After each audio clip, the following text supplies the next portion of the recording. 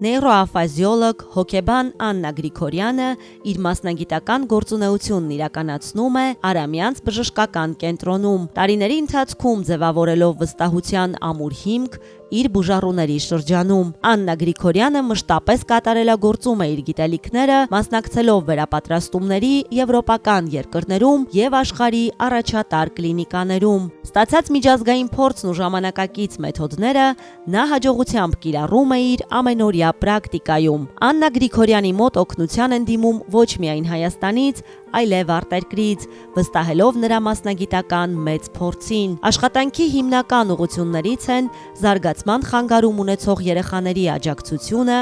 ներառյալ վաղ մանկական աուտիզմը, ատիպիկ աուտիզմը, ասպերգերի համախտանիշը եւ այլ զարգացման առանձնահատկություններ։ Նրա գործունեության նպատակն է ոչ միայն խնդրի շտկումը,